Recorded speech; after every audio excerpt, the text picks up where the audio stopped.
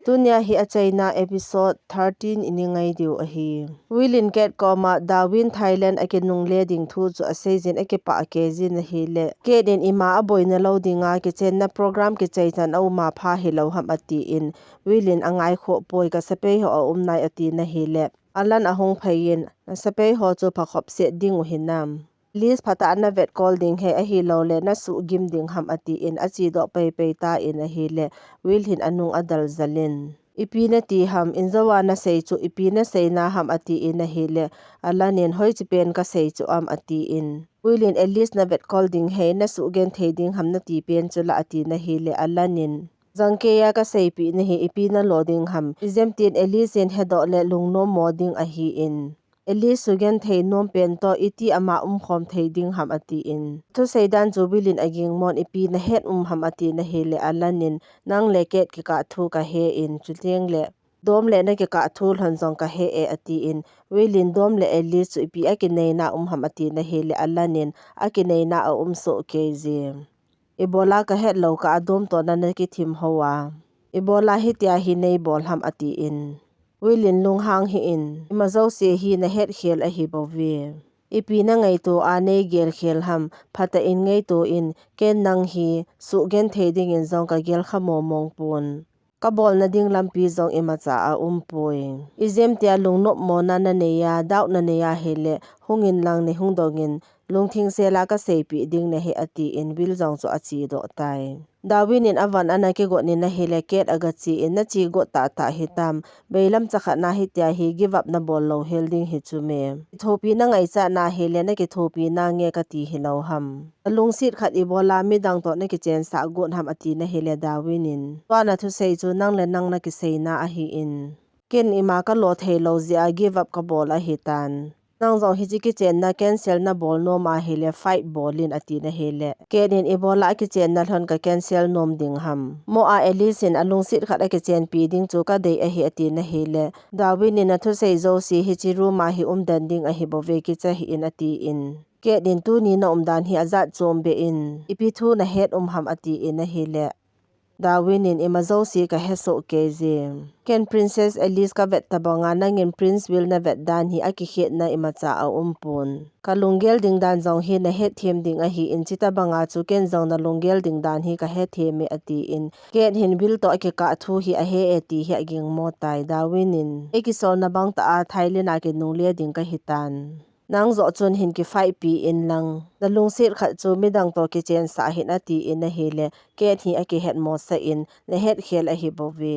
ken will hi hiti lampang chun ka vepon ka sopi no jinei ding hi ka ki pa pi in chule mizo si hi ka vet dan a ki bangso ke jin izem tia Thailand a ki nungle dinga na ki gel ha mo nga hele nang zong dam selin ka chi tan ati in ama zong lo hang thim ta hin achi do tai Darwin achi go tan alan in a hung tha do in kapu in ka hung tha do thei lo ji in no mo na sa hi na ti in chuting le Alice in zong na chi do ding hi avet ngam lo ji ana hung tha do lo hin ti je chun nang in zong nga da in lang chi jing tan ati in chibe a bolin a tha do ta in a hele Darwin in zong he nge ati in a chi do tan a hi wangin Alice hung ding ham ti athim vet vet ni Alice hi hawin sunga hin atawin Darwin in zong Alice palis lang chu angan zana a bolin ki mupi talovin ama zong achi do pe pe tai achi do zo hin Alice zong thei talowin a pale sa konin a hung thei do in Darwin in amu lo wang chun bai a bolin Darwin hi alha do tan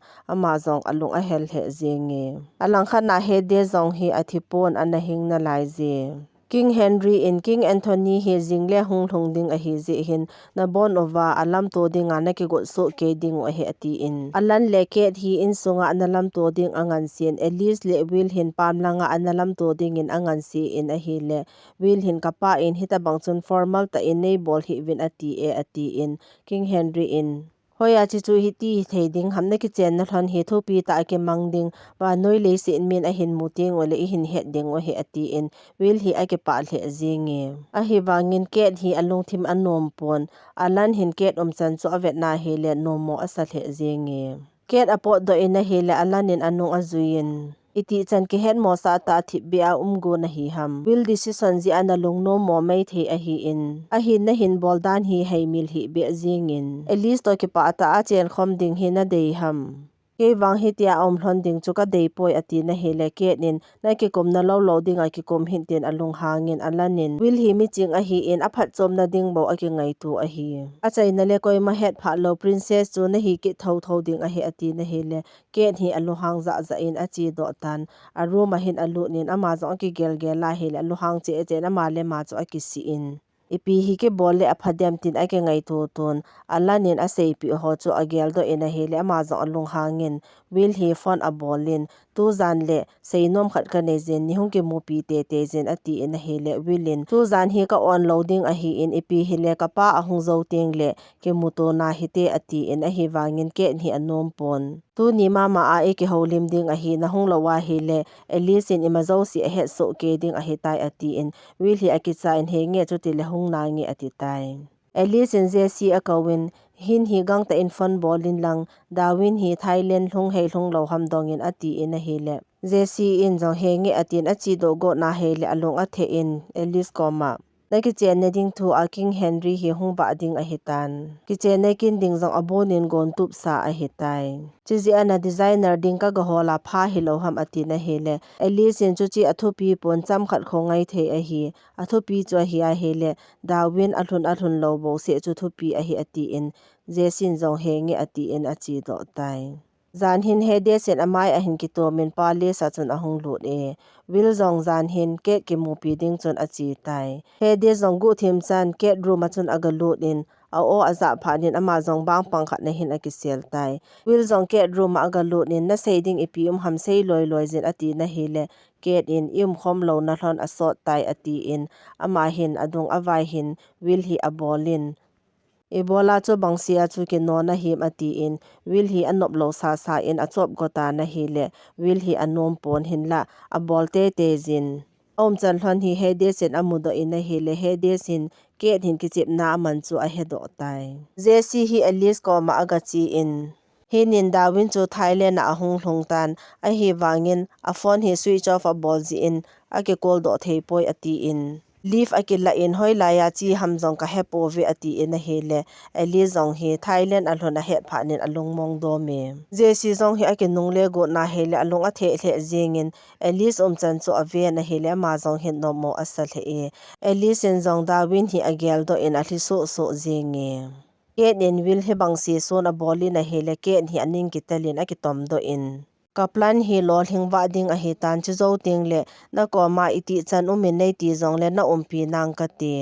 na no ma hi zong le na hin khul hong ke jin na umpi nang ka ti tin a le be na hi le ket hin ata san pon chi wang chu a hi thei lo ding thil a hi ka hin ta san pon na ki jine ya hi le nang hi mi ki lo si na hin ke ta bang hi hoya na hin gel do ding hi tam chen na program ka sa ding a he ti hi ki nem wal hi in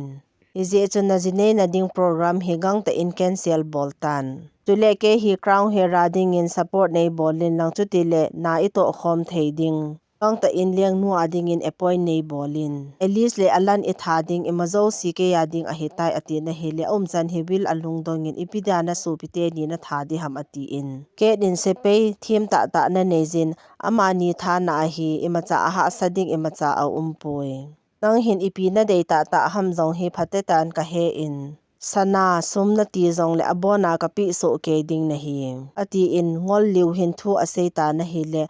chan hi bil alung dong the jingin ipi na in sung mi chu tha na ding lung thim na nei ham tu chana alice tha ding hin go jing ke hi nang na hi dan chulana ati na hi le ken hin ken ema cha ka he phapo ema cha zong ka bol po in hi chit athat ding go a bol chu hedes a hi bovi ati na hi le hedes in henge ke ka hetin akisel na pa in hung po de in hi wanga hi chinu order dung zu ya ka bol a hi bovi ati na hi le ke in lung dong ta in na hin na lai dan ham ati in hedes in athi lo ji a hi na lung no mo dan chulana ati in alola amanin athi din na data ta ham sejin ati in thadi ago je chun wilin aga kham go in a hele hedes in wil ko ma nang jong laya chun ding in ati in ke nin gang chalin hedes pister chu asat do in wil chu adoizin alang khana chemcha a hedes chu adoizin anga hlon lo le na ni ni hlona ka tha hlon ding na he ati tai Alice hi apot do go in a hi le Jesse hin apot sa pon Alice in Kate kaga ki mupi ding ahi ati na hi le Jesse hi anom pon Prince Alanin tu zan na room na dal ha thei lo ding ahi ati e atitan Alice in ibola e kham ham ipithu ham ati in a hi le Jesse hin ima ase ngampon athi be tai Kate in Hades ko ma kin ka tha lo wanga na thi tho tho ding ahi in kin nang hi leng nu ka hi zo pha zong le ka ko ma ding in zong ka na gel khapon nang hi ui chata banga sol le na hi bowe leng nu ka hong hi pha le ka ko ma tawa leng pa hi ding hi ki nem hi in ati in Hades zong hi alung a hang wa le nang tabang mi phalo ati in tha di mat di ago kitan William aga hu do go na hi le ma zo chu to la a hin son hlun King Henry ko ma hi tabang no mai phalo a koi hi ga sei pi in atitan Ke zong chun Hades khot apet nin amani zong chu akidal liu hon ta in Ke nin chamcha chun Hades anung lang chu asut pi tan Will ko ma gang chelin mai thal chu la in lang ama hi that do jeng tan ati in iti asei wang chun Will hi ati azan bol di zong Halloween ama zong chu amo thim tai Hades in a chamcha chu hin kila do in Ke hi tha di agotan ti pen hin mi kha nin a hin chon thu na hi le akinung hei owa avet owa hi le Petra anahi Petra hi anathi lo a hi Hades in athida na tuila ana peido wanga hi anathi pon Hades in lungdong ta a na thi lo dan ham ati na hi le Petra in he nge ka thi poi a hi wanga tu ni hi nang thi ni kho he ding a hi ati in Hades ong ki tho do in amani zong chu akidal hon tai chika hin Kate hi gu thim chan ana jam do tan Hades in Petra a khel thu zo hin Will hi aga vol hu na hi le kho Halloween to la lu tai Alice apot do go na na hi le Jesse hin a kham cha a khi in aji wang ke hepon pot do sa hi nei ti e atitai Darwin in sunga ahung lot in Hades chu mai thala adoizin surrender ke bolin chu tile mazo si hi ki chai ding a hitai ati in Hades zong anom pon amani zong akedal honin Petra in Hades aman cha khi in Darwin ko ma Princess Kate nunggang chalin dalin atitai Kate hin lungthim nei ta in chema chun a khon hi ama le ma aki atin ama hin Alice ko ma hi bol thu ding ati in gang chalin a thlain Alice ko ma hin kap hen hunin aga chi in Hades pale sunga ahung lot in tha di ego in chiji achu ke zong ka hung za ma hi nei ki thopi te te jin ati in a hi le alung thim bol hi Alice in a hepon alanin chiji a hi ba e sol do nom lo hin te ati in Jesse ko ma first aid kit gang chalin gala lojin ati in Kate chu to na chunga ataw sa in akhot ake lai chu pun si agang chalin akan pi in ama hi apu pa holding in achi go in a he leke nin ka changin nei da lai hin ken jong na nong hin zuing ka ti ati in Alice in nathi san ha pot wal hila ati na he leke nin chi hi imacha a he poi he puding in kalung a khami atin chi pha nin amani jong achi hlon tan pamlang agei hlon hin mei thalgin azal hlonin a he le Alice hi alung dong hle jenge Petra in Hades hi anakap li a hitai Kate hin a min mei thalgen a hi poi thil dangin hi bovin te hungin chi lo lo hi te atin amani zong hleizal hon tan Jesse aga lu na he le anum hlon ta pon avet na he le Alice in zong afon chu anada hla na he le gang chalin aman zong alan hi fon a bolin Princess te ni room a hlon poi atitai apu hin pamlang din mun ichan phatam ati na he le alanin Petra in Hades chu atha a hita in Will chu mun safe kha na hin apui lut tai ati na he le apu hin achu tile Alice la ipitinam atin alanin aruma panin Kate to hin po do hlonda na hi atitai Alice te ni zong apu holin achi hlonta na hi le Kate hin abol thu in akilu hlem sa in akilal sa in na hi le Alice hin na chon le no min ke man ga holing ka te tin achi go da hi le Kate hin chamcha achu su li di ago ta hin Darwin in pistol chu to langa aka min na hi le Kate hin a chamcha a khi sa in Lisin zong gang ta in a pistol asat do in adoizin na hi le Darwin an na hi in Darwin amu chun alung adong hle zingi laya hi ipi na bol na lai ham ati in a hi le Darwin in ipi hi le kathu se ngai phodin ati in ama hi Thailand na chi dinga omwanga hi chi lawa pale sunga ki sel a hi puthima Petra hi anaki mu pg a information anala aji a hi in Darwin in nang su kha ding imacha lungel ka nei pon tu chana na that go a lungel nei hi koi madang a hi pon Princess Kate a hi tu ta zong chun na sun go e ati na hele Kate hi akile min thu sei ta san hi in azo zo a sei hi bowe ipi bola ka sut go ding ham ati in Alice in tola chamcha chu amun hi chu ko ya ham ati na hele Kate hin ka hep ha poitin akile na na in ipi bola nang tha na ding lungthim ka nei ding ham ati in aman zong a hi lo lawa eki ngo a hi bovetin azon zalin Alice Pister chu ala pi in adoi ta na hi le Alice zong ati azavalin ebola nang na hi kha khel khel ham ati in ke nin nang na thi ding dei chu koi ma a hi pon ke ka hin na thi zo ting le ima zo si hi ke ya ding a hi tai ka chan ding zo se zong nei gu mang pi in crown hair ka hi na ding zong nei gu mang pi in kalung se pen pa zong nei gu mang pi etin a ki sen za za jingin ichigam sungwai po ding hi koi madang a hi pon ke ka hi in will ki chen pi ding zong ke ka hi bovem ke hi crown hair ama sa pen ding ka hi bovin a hi wanga na ngin ima zo se nei la pi a hi tan ibola kalunggel ding hi koi macha nei he thim pi lo wa lo banga nei ge lo ham lungthim nei lo bangin nei ge lo ve ati na hele eli zong hi akicha walin nang ka so pin nu na hi chume nang ka lungsit pen le ka ta san pen nu na he ati in na hele ke din ka ta san pod ebola thil zo se nei la pi ham ati in eli sin na thu se zo se chu adi a hele ken hi chi chu ka dei a hi pon nang ako na imacha gu ding zong lunggel ka nei poi imazo si hi gam sung le in sunga dinga ka bol a hi in lungthing sela ebola ni ni sei pi lo ham ni ni sei pi le chun ken zong lungthing sela nang imazo si ka pi ding na hi tan ki pa ding a hi phot le nei that jing tang ati in ake do ta na hi le ke din ka thangam lo ding na ki hi sa ham ati in mei thala chun akap go in na hi le apu hi ahung thlei lu nin a khamin alanin na mei thal chu koi thla in ati in a hi wangin ken hin a koi thla di pon na hon imazo si na nei su ke uwin na chu ding zo ima cha a pon na ne wa pa da lami zo sin na lungsi ne atin alan ko ma nang zong koi ma cha la na heimil ngai poi atin apu ko ma ibola mi zo si hi gamwai podinga na thena ebola ke hi nei heimila ke hi na lungthima zong ka loham ati in hi le apu pa hin nang ka lungsi ta ka tu nu na hi zi a hi den zara na umding ka dei lo zi a point zong ka bol lo na hi in ka hin lungsi ni ti sei do lowa ka ve sa lo zi ni ngai da min ati na hi le ke ni nei lungsi thodan ham ati in apu in ka lungsi na ka hin ve sa lowa ka hin sei lo zi in ke mo a he bo vetin adil su in ngai dam athum ta na hi le dawin hin ket ko ma na mei thal chu koi thla phot phot din ati in Alice in ka bonovin ka hin lungsi su ke uve abula pat nin ki tha pat ki taw hite ati in a hi le ke nin ke abula pat nin ka ki tha pat ki nom ta poi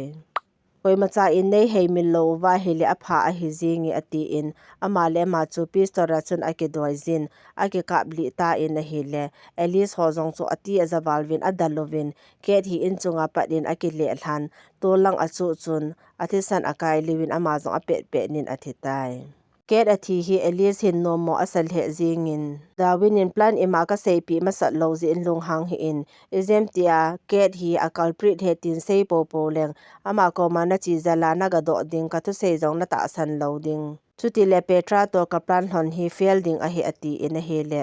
Alice in Petra zong zawdan ham ati in dawin in he nge plan hi Hades in Petra etek abol nia pat a chu ki pan a hitan Hades in Petra hi athida na na gel ji achu wadunga anape mang a hi in a hi wanga Petra hi hinga hi ati na hi le Alice in ke hu do dinga Petra hung ki ham ati in dawin in he nge Petra hi a hingin ma hin gu thim cha Hades hi anung azui jing a hi Hades in Prince Alan attack a hung bol ni kho a Hades azam chun mi khat song kholwam ki a khanin Hades hi aka bin ama chu ka vetna hi le Princess Kate to akilovin zanha Petra in Hades pale sa hung ding a he atin chupa chun kin zong King Henry le Prince Alan ka he sa pai na hi le pa ma pot dinga na hin phal hon lo a hi Prince Alan ako na Princess Kate condition zong hi kan he ta ati na hi le Alice hi alung adongin Princess Kate hi anew la ya patna depression nei a hi zi hin alung ha nai zong le ake control thei zi pon blade ho hi a choi zi in a khot ake a thit zi in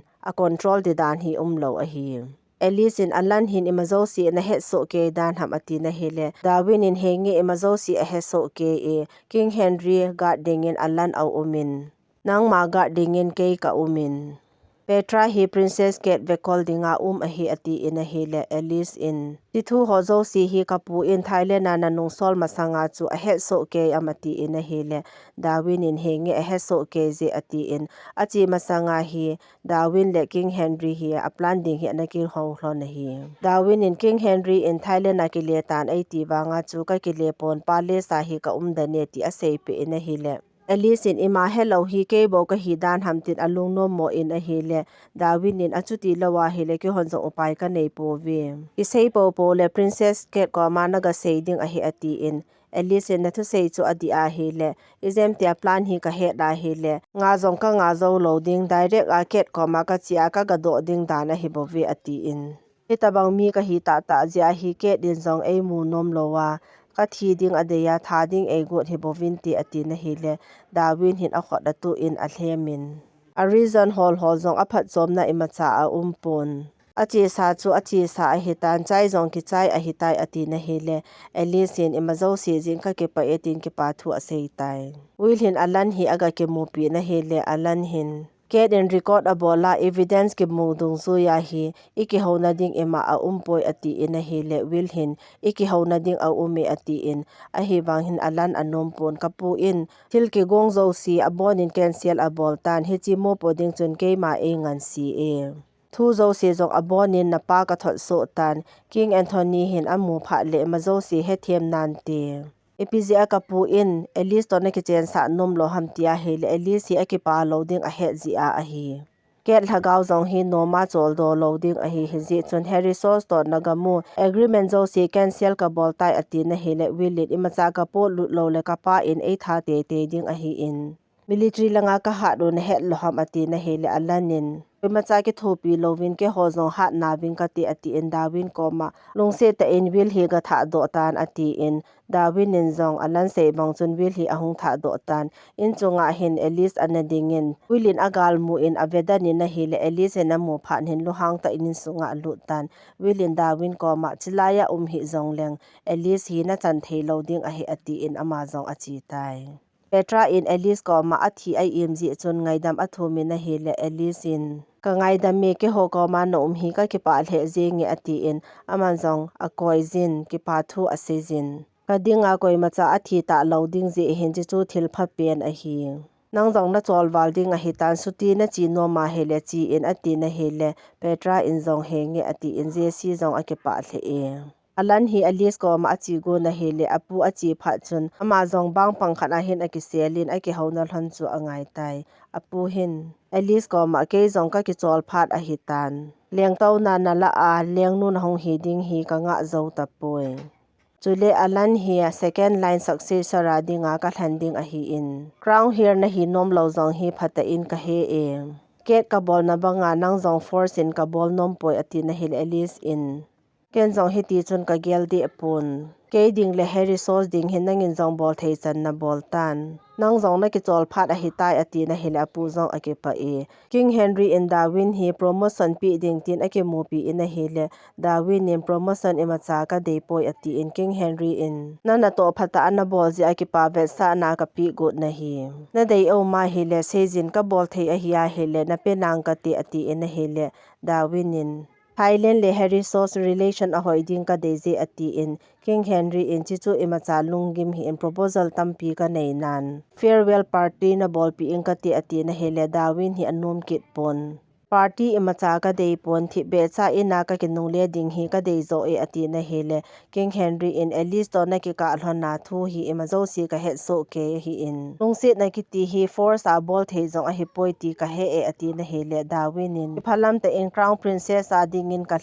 pon ka hong kon do na chun kinung le ki tangi ati in adaji chun King Henry zo ima a sei thei ta poi jesi hi gang ta in Alice ko ma a hlei zelin Darwin go thim cha ana chi do thu chu a sejin pa cha zong ana ki choi do tai ati pe e Darwin hin pa cha chu a ki choi jin ama zong go thim chan ana chi do tan hi chi pa cha chu a choi jin a pa thana aga chin Harry Sosa kana to ka chai jin ka ki leding a hitan laimun chan na hin pui hlung ji in ka ki pa e ati in Alice in a chi na ding hi agin mo ji hin anung adel tai Darwin jong cham khat om zo hin thana kun chun a ki letan agari a chun Thailand lam hi azon tai Alice in anung adela hele a phalal chenin ama zong a thasi valen mu khada chun atawin amo ka tai Darwin Thailand akile hin aboi boi na ding hin group khat hi aman zong training ana bolin Harry Sos lang hi hai building ago e pen agachi in admiral pa in na ki mu pi no me agati in chiphani ama zong sakchai to hin aga ki muton sakchai jin King Henry akipa na zalin lekha ahin thonin nang ko machon thil khat an na dongin ati in award na kisan nom lo ham ati in na hele Darwin in chewang chu ka nom pon na to chu ki chai a hi tan thil dang bang ima ka deipoi ati in na hele sakchai in Princess Alice ki mun te tia na da ham ama hi heimil theidinga na gel hinam ati in na hele Darwin in heimil theipung ka te chizi achu hi tia hi ka oma hele pha ka sazo na to la aki chai tan suti cham khat ka deje ati in a hele sakchai in henge ati in asuti ding chu anop pe tai Elizong alung anop thei momong pon aki gel in a hele alan hi aga chin Darwin in izem tia nang hi tia hi om kha le hi chile kha hi anapen ati in a letter chu ape in a hele Elizin zong Darwin letter chu asim tai alan hin apu hi aga ki mu pi in thilpoi mo ta khat na ko makasei no me ati tai ki ho chai hlon hin apu hin Alice hi akovin ipi na dei pe nam seizin ati na hele Alice in opposition hi alan kapedo nomin ke hi milham me ka hin no me chichula hi theilo ding het sa a he ati na hele apu hin a hi mo emacha a umpoi na bol nom bol tan tin a phalpi tan Alice ong alung dongin ipi ka seize ati na hele apu hin alan hi ka successor hi a ma hin bol the nan te ti ka ta sanin nangin zong kam sunga dingin thil tampi na bol do tan tua wang na lungthima chu ipi hamti na bol the a hi tai permission ka pi ati na hele Alice hi akipa the zingin decision na la hi alanin a he nam ati in na hele apu hin alanin suggest a bola position la dinga ready a he ati in Alice zong chu akipa the zing tai ama zong ki pa ta in alan ko machun a hlei zalin a koi zin kap me na hele alanin ebola cha pang tabanga kap na him ati in Alice in ki pa wali ati in ki pa thu a sejin alanin nangin zong nei ha ki thu pi the zingin to hi ke manjong ka ki thu pi phat a hitai ati na hele Alice in macha na lung kham na ding a umpoi ke man ka umpi jing ding tigam sung le nang da tha a hoi ma ka chi lo ding a hi na wang tong nang ka ting a hi wangin leng nu wang ka hin nom poi ati na hele alanin to hi hoi la ya na chi ding ham ati in Alice in ka chi na ding mun nangin seizin na het chu me ati na hele alanin Darwin ko ma a chi ding a het ji chu na manjong anui sanin a phalpi tai alanin pen hi phone a bolin Darwin umna adongin a hi wanga ka thil do hi Darwin na he sa loading a hi ati na hele pen hin ebola umna na het nom ham ati in alanin Alice a chi ding thu chu pen a sei pi tai Darwin hin suti akila in island a chun aga umkit ta na hele jahaz gin khat aza in amanjong gala pat in ave na hele Alice a hi chu het phan hin amazong alung adong the zingin aga chi nai jin na hele Alice zong jahasa pat in ahung komin amani zong akipa the jing hlone Alice in Princess ka hita pon nei lungsit ngamding hitam ati in na hele Darwin in zong ima a sei pon amazong a hliso in chichu ka don but na hi ati in akipa the jingi nikhat alan coronation program among ovin Alice le Darwin zong ala owachon aga zaw hloni King Henry in aliang lu hu chu alan a khu pi in aliang hi na chu alan hi apeson tai chini khwa pa na chu na alan hi Harry Sos leng pa a hitai alan in pen ko ma ka bodyga na na panding ham ati in a hele pen in chichu ken zong kana gel a hi in ka boss pa le sakchai ka ki hopi a hele aphal honin ke zong ka no me ati in a hele alan hi ake pa the zingin pen in na personal bodyguard na ka panding phata ka hin ven bit ding ka hin khulhung ke ya ka umpia ka ven bit jing ding na he ati in a hele alan zong hi ake pa in pen ko machun ki pa thu a sei tai Eli zong mi tham ta banga om phan hin thang phongin Darwin to hin ake ngai thei tan Darwin in zong a hin khulung ke ya a umpi ding hin kitep na anei tai Alice in zong Darwin a ki chen pi nom je hin opposition zong a hin da tha in Darwin to chon ki pa ta in a ki cheng hlon tai tunia hi the crown princess thu sim in a sayu chu a ki chaina a hitai